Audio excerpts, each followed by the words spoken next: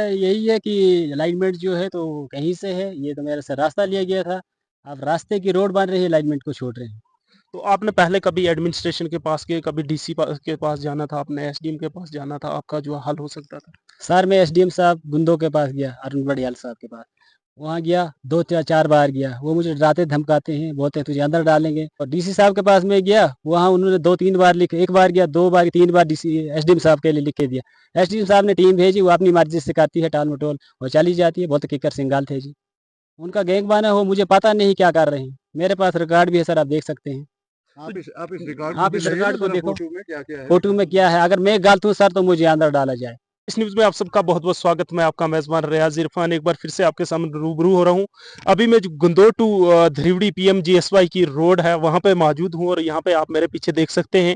यहाँ पे जो है तो 6 किलोमीटर ये रोड है, लेकिन 10 से 15 फीट जगह ऐसी है कि 3 से 4 साल यहाँ पे ब्लैक टॉप पड़े हुए हो गए, लेकिन इस जगह पे जो है आज तक ब्लैक टॉप नहीं पड़ा। अगर मैं बात करूँ तो जगह बहुत ज्यादा कम है, कहीं ना कहीं जो है गाड़ी भी यहाँ पे जो है तो मुश्किल के साथ निकल सकती है, ये नहीं कि सिंगल गाड़ी भी। और एक ग्रेड की बात करूं तो बहुत ज्यादा ग्रेड भी है। यहाँ पे मेरे साथ कुछ लोग हैं, इनके साथ हम बातचीत करेंगे। चाचा क्या बात है, यहाँ पे ब्लैक टॉप क्यों नहीं हो रहा और रोड की ये खस्ता हालत क्यों है? इसमें ये जो मकान और इसका किकर सिंह का तनाज़ा है ना, तो इस तनाज़े की वजह से ये रोड नहीं बन रही है। कई दफ़ा इसने डीसी साहब, एसडीएम साहब, तहसीलदार साहब बहुत के पास किया, लेकिन इसका अभी तक कुछ डिसाइड नहीं हो रहा फैसला। तो इसीलिए ये रोड जो है तो ऐसे पेंडिंग पड़ी हुई है। किस चीज का डिस्प्यूट है यहाँ पे? मसला मकानों का है। ये जो क्या कहते हैं, जो लाइन पहले निकली है ना, इस लाइन में जो अलाइनमेंट है ना, अलाइनमेंट के मुताबिक जो सड़क है वो नहीं निकली। अलाइनमेंट कहीं से है, सड़क कहीं से निकाल रहे हैं, इसी वजह से ये पेंडिंग है। हाँ। यहाँ पे और भी हमारे साथ कुछ लोग हैं। आपका क्या नाम है? हिमराज जी। क्या प्रॉब्लम है यहाँ पे, क्यों नहीं रोड निकल रही है, क्या कहना है आपका? प्रॉब्लम इतनी है, इन दो फरीकों को आपस में झगड़ा है। पहले ये दो मकान जो है अलाइनमेंट में आए थे, उसके बाद जब यहाँ मशीन पहुंची, ठेकेदार आ गया, उधमपुर का ठेकेदार था, तो उसकी मशीन यहाँ रोकी गई। फिर ये पुलिस में गए, जिन्होंने ये बंद कराया है, तो प्रेमलाल जी श्री किकर सिंह के पिताजी, वो पुलिस में गए। पुलिस आई यहाँ, फिर हमने पंचायत बनाई, पंचायतनामा मैंने लिखा, ये लिखा कि जब तक पीएमजीएसवाई या माल महकमे वाले ये नहीं आते, फैसला नहीं करते, आप सिर्फ मशीन को आगे क्रॉस होने दीजिए, तो उसके बाद जो फैसला करेंगे उसके बाद फिर रोड बनेगी। तो फिर रोड निकल गई तो गाड़ियां चलती गई, तो इसने भी बड़े केस किए, कुछ किया, लेकिन अभी तक कुछ नहीं बना है। यानी कि अलाइनमेंट के जो है खिलाफ रोड चल खिलाफ रोड, हाँ, बिल्कुल अलाइनमेंट बिल्कुल। के खिलाफ। लेकिन उस वक्त जो है गांव वाले क्यों नहीं बोले? उस वक्त भी जो है बहुत बोले, लेकिन हमारे पास कोई मीडिया वाला नहीं था। पंचायत हुई, पूरा गांव था यहाँ पर कि देखो जी रोड गलत निकला है, अगर आपने ये जगह ले ली मशीन निकालने के लिए तो पीछे गाड़ियां नहीं निकलनी चाहिए। तो फिर गाड़िया वाले मानते, पता आपको कि सवारी कहाँ मानेगी, ध्रिवड़ी की रोड निकल गई है। फिर लगे दंगा देने, क्या करने। फिर इसकी परसों कहीं आई थी मशीन, तो उन्होंने इसका ये फिर पीछे से रकबा जो है फिर निकाल दिया है। ये जो पीछे खेत है इसका, इसमें से भी इन्होंने खोद दिया है। तो ये गलत हुआ है, तो आगे आप महकमा जाने, महकमे ने क्या किया है वो हमें पता नहीं। इंतजामिया का पहले कोई ऑफिसर या कोई टीम बहुत आए यहाँ, नायब तहसीलदार है, पटवारी आए, बस इसको टरकाते हैं, ये जी इतने मरले, इतने कनाल, वो कनाल, लाइनमेंट को कोई देखता नहीं। कागजों को, जो असली कागज बने उनको कोई देखता नहीं। तो ये बोलते 5-6 अलाइनमेंटें आ सकती हैं जी, ये कोई जरूरी थोड़ी पहली अलाइनमेंट हो। सर मेरा यही है कि अलाइनमेंट जो है तो कहीं से है, ये तो मेरे से रास्ता लिया गया था। अब रास्ते की रोड बन रही है, अलाइनमेंट को छोड़ रहे हैं। तो आपने पहले कभी एडमिनिस्ट्रेशन के पास गए, कभी डीसी के पास जाना था, आपने एसडीएम के पास जाना था, आपका जो हल हो सकता था? सर मैं एसडीएम साहब गुंदों के पास गया, अरुण बड़ियाल साहब के पास।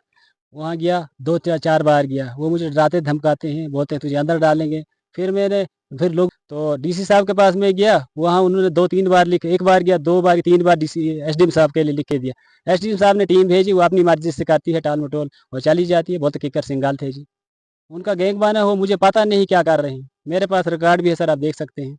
आप इस रिकॉर्ड आप इस रिकॉर्ड को देखो, फोटो में क्या क्या है फोटो में क्या है। अगर मैं गलत हूँ सर तो मुझे अंदर डाला जाए। तो जो ये यहाँ पे ब्लैक टॉप नहीं हुआ, अब क्या चाहते हैं आप? जब ब्लैक टॉप आप कब पढ़ने देंगे? सर ब्लैक टॉप ये कल ही डाले, अगर अपनी अलाइनमेंट को ये सीधा करेंगे तो तब तक ये ब्लैक टॉप नहीं पड़ेगा। यानी कि इसको आप रोड नहीं मानते हैं, इसलिए ये रोड नहीं है सर, ये रास्ता दिया गया है। आप पूछ सकते हैं जो लोग इधर बैठे हैं। पंचायत नामा ये वो खेत पुलिस वालों के पास है। यानी कि ये सिर्फ मशीन के लिए मशीन के लिए रास्ता अगर सर दिया ये गया है। अलाइनमेंट होगी तो मुझे अंदर कर दो। अगर जो ये अलाइनमेंट आज तक आपने एप्लीकेशन दी है इस पे आज तक कोई सुनवाई कार्रवाई हुई नहीं है? सर एसडीएम साहब को मैंने दी थी 2022 से दे रहा हूँ, 2022 से।